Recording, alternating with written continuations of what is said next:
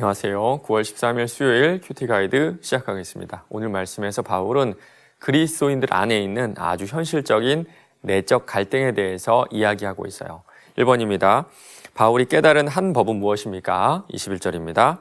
그러므로 내가 한 법을 깨달았노니 곧 선을 행하기 원하는 나에게 악이 함께 있는 것이로다. 회심하고 예수 믿은 사람들은 죄를 지을까요? 예, 물론 죄를 짓습니다. 아마 여러분들도 하루에도 몇 번씩 마음과 생각으로 또 행동으로도 죄를 지으실 거예요. 바울이 깨달은 것이 바로 이겁니다. 어떠한 법을 깨달았다고 하는데요. 이 법이라고 번역된 단어는 원리 혹은 법칙이라고 번역을 해도 괜찮습니다. 우리 안에 어떤 내재된 원리가 하나 있는데 그게 뭐냐면 예수를 믿고 선을 행하려고 할 때 악이 따라온다는 거예요. 어떤 분이 이런 얘기를 하더라고요.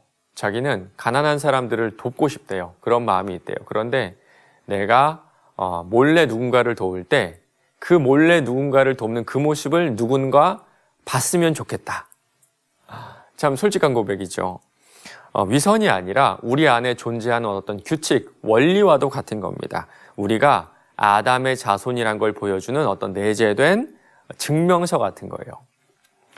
2번입니다. 바울의 내면에 있었던 싸움은 무엇입니까? 22절, 23절입니다.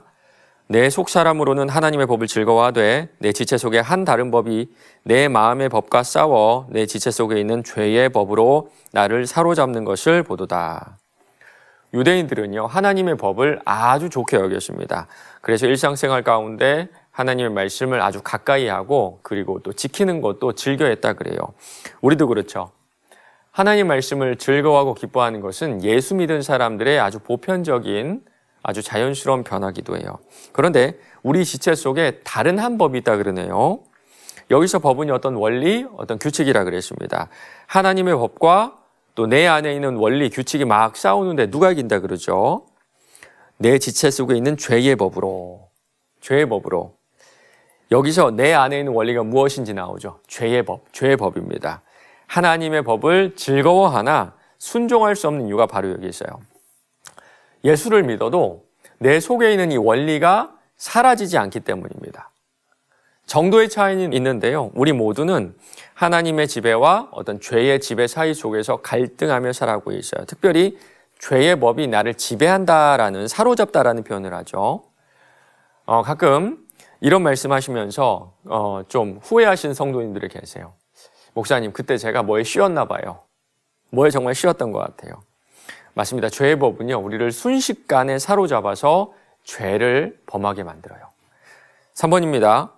자신에 대한 바울의 절규는 무엇입니까? 24절, 25절입니다. 오호라 나는 곤고한 사람이로다. 이 사망의 몸에서 누가 나를 건져내랴. 우리 주 예수 그리스도로 말미암아 하나님께 감사하리로다. 그런즉 내 자신이 마음으로는 하나님의 법을, 육신으로는 죄의 법을 섬기노라. 제가 첫 번째 문장을 다시 한번 번역해 봤습니다. 와, 나는 정말 형편없는 사람이다. 와, 나는 정말 불쌍할 정도로 비참한 사람이구나. 인간의 몸을 입은 이상 아담이 가졌던 이 본성적인 악, 이 본성적인 악의 굴레를 벗어날 수가 없어요. 우리가 아무리 노력하고 아무리 열심히 결단을 한다고 해도 먹고 자야 되는 인간이라는 그 한계를 벗어날 수가 없죠.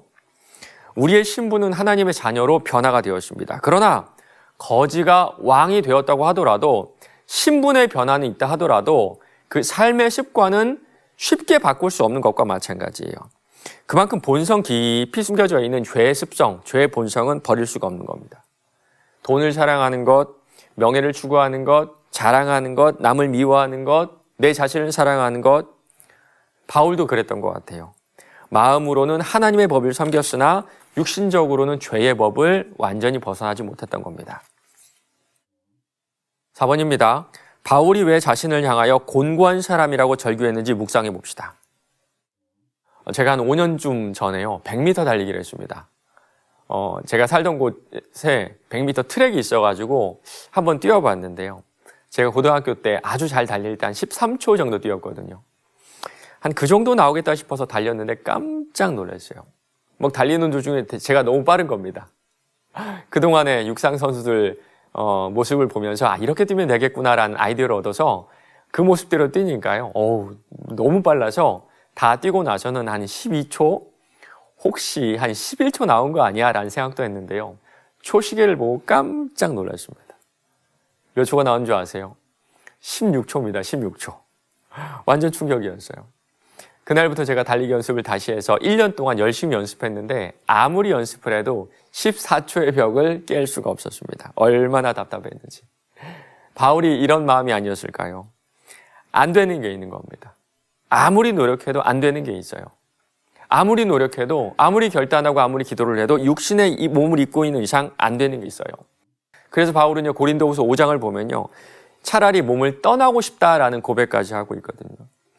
여러분 어떠신가요? 벗으려고 해도 벗지 못하는 죄의 굴레가 있죠.